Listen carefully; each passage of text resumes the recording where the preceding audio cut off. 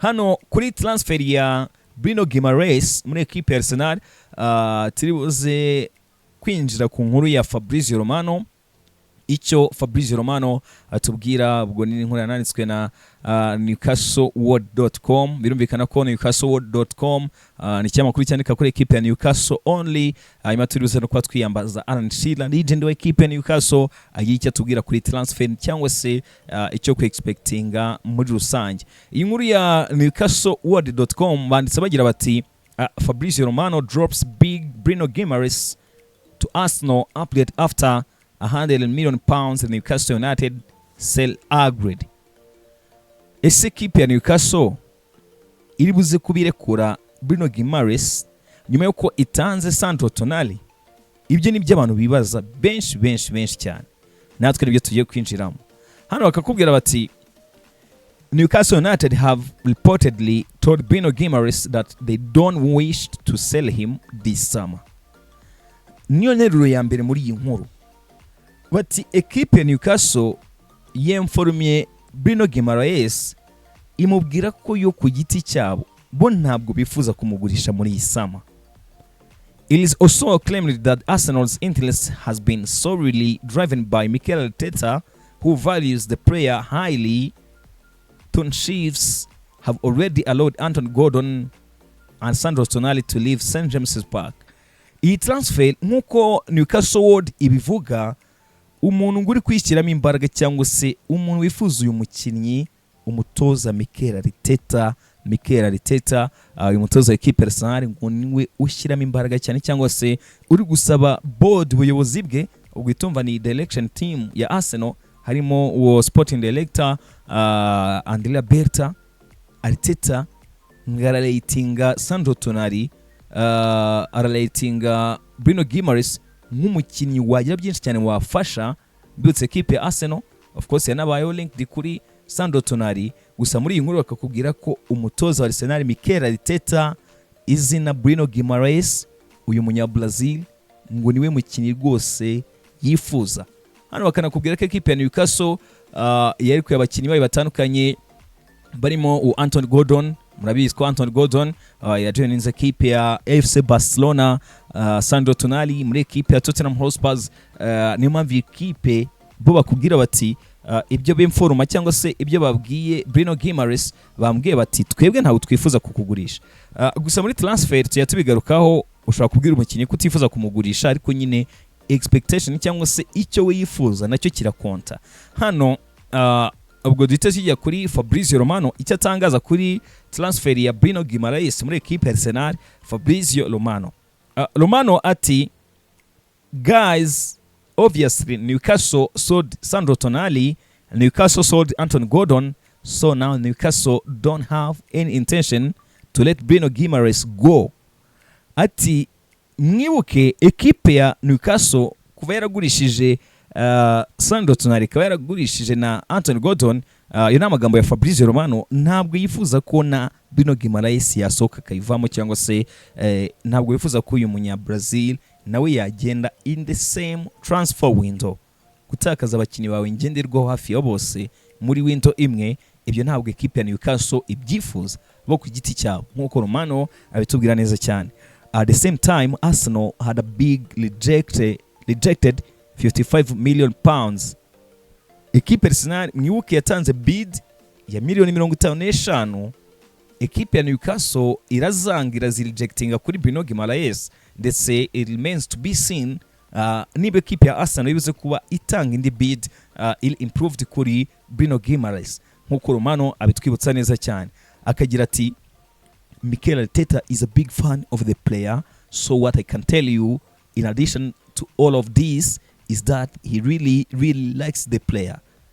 Romano nawaga confirma ko umuntu umwe mu batoza bakunda cyane Bruno Guimaraes, umutoza wa equipe Arsenal Mikel Arteta. Romano ati nukuri akunda cyane uyu mukinnyi w'umunya Brazil, n'umutoza uvuga ati ndamutse mubonye muri squad yanjye naba mfite groupe nziza, naba mfite mu quality idasanzwe. Nibyo akomeza agira ati, Mikel Arteta was driving this interest for Bruno Guimaraes internally.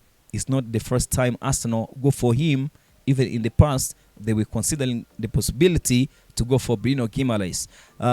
Umutoza Mikel Arteta muri board niwe muntu uri gushyiramo imbaraga cyangwa se uri ku influence cyangwa se babwira ati musinyishe Bruno Guimaraes. Hanyuma Romana kanatwibutsa ko atari ku nshuro ya mbere equipe ya Arsenal igerageje cyangwa se yifuje Bruno Guimaraes ati even in the past no mu myaka yashize ubwo ni muri windows zishize ati iyi equipe ya Arsenal still nabwo yashatse uburyo yasinyisha Bruno Guimaraes, yaramwifuje n'ubundi si ku nshuro ya mbere. Hanyuma Fabrizio agakomeza agira ati always been a player appreciated by Mikel Arteta, but now with Newcastle it's not going to be an easy one at all, because Newcastle again made money with Gordon, made money with Tonali, and they already told Bruno Guimaraes and they told people close to him that they want to keep the player.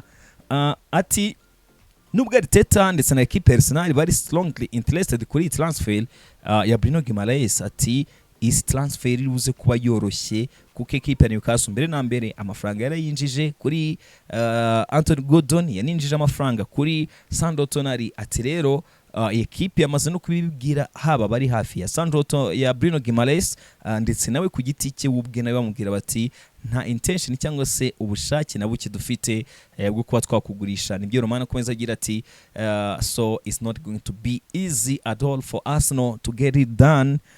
They could try again. I would not exclude that, because Arsenal really consider Bruno the top target in midfield, but at the moment from Newcastle the message is doors closed.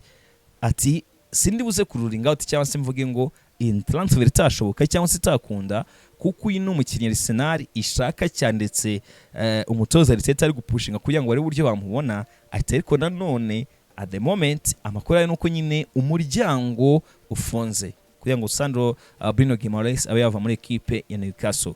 So let's see what's going to happen there, and Bruno Guimaraes' situation is this as of today. Ati rero mureke dutegereze turebe ukuntu bizagenda.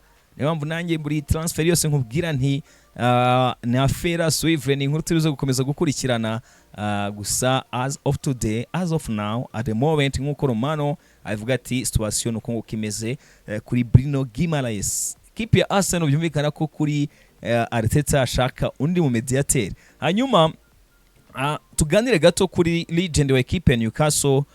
Ese equipe ya Newcastle yinjiza amafaranga ifate amafaranga kuri Bruno Guimaraes nyuma yuko inarekuye abakinnyi bayo babiri banengenderwaho muri season zishize? Ese equipe ya Newcastle byaba ari igitekerezo cyiza kuba yarekura Bruno Guimaraes nyuma yo kurekura Sandro Tonali ndetse na Anthony Gordon? Alan Shearer, umwe mu barutayizamu muri barutayizamu byose muri Premier League, yakine equipe ya Newcastle, legend wayo, mujya mubona sesengura n'umwanaliste aragira icyo atubwira kuri izi nkuru ndetse no ku equipe ya Arsenal iri kuba linked kuri Bruno Guimaraes. Mbibutse equipe Arsenal uretse Bruno Guimaraes uyu munya Brazil, ani na equipe iri kuba linked ku munya Argentine Enzo Jeremy Fernandez. Ibi byose byerekana uburyo equipe ya Arsenal muri mediane cyangwa se hagati mu kibuga ari umwanya dushobora kuza kubona ikoraho transfer, dushobora kuza kuba yakoraho deals muri iyi summer transfer window. Tujye kuri legend wa Newcastle Alan Shearer, icyo atangaza kuri iyi transfer, kuri deal ya Bruno Guimaraes muri equipe ya Arsenal. Ubundi bwo dukomeza twiganire neza cyane summer transfer window, tuganira European sports only. Niyo mpamvu amakuru yose kandi muri teams zose uyasanga hano kuri LC Sports. Niyo mpamvu nyine tukubwira ko hano ari mu rugo amakuru y'imikino yo ku mugabane burayi, the home of European sports news, European sports only, amakuru y'imikino y'Iburayi yonyine tuganira hano umunsi ku munsi kuri LC Sports. Alan Shearer, legend wa equipe ya Newcastle, icyo atubwira kuri situation, icyo atubwira kuri aya makuru, nawe tumuganira mubona neza cyane. Wo bita Alan Shearer. Alan Shearer umwe mu bihe byose muri Premier League, umwe mu beza bakinnye Premier League, akaba nawe atubwira aduha opinion ye, take ye. Alan Shearer ati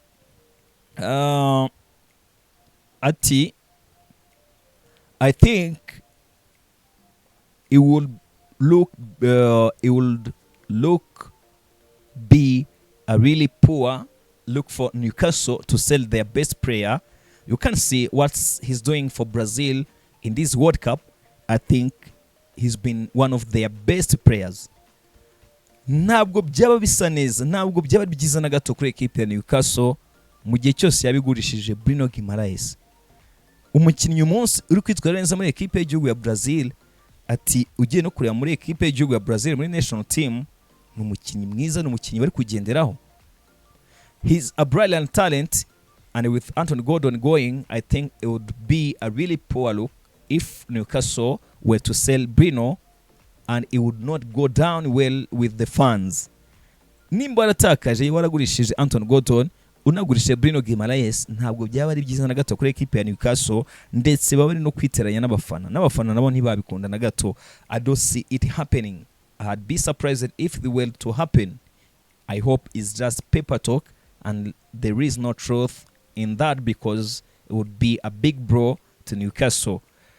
Ati reka nizere ko ari ya makuru yo muri transfer ibinyamakuru yabyandika, gusa nge simbona iyo transfer equipe ya Newcastle yemera ko yayikora, yarikura umukinnyi nka Bruno Guimaraes imwe muri VAR nka Arsenal. Ati byaba binatangaje, nge natungurwa mu gihe cyose wenda Newcastle yaba yemeye cyangwa se yabigurishije Bruno Guimaraes kamuha equipe ya Arsenal. Hanyuma ibyo akomeza agarukaho Alan Shearer, ati there had been a lot of angry fans if he were to go. I think it's even more so now because of social media and everyone has an opinion and everyone can say what they want. 99% of it is going to be trash, and I do hope it's trash about Bruno. Ati turi mu isi ya social media, buri wese yatangaza ibye, binyamakuru bya kwandika. Ati reka nizere ko biri buze kuba ibihuha, Bruno Guimaraes ntazi kwerekeza muri equipe ya Arsenal ngave muri Newcastle.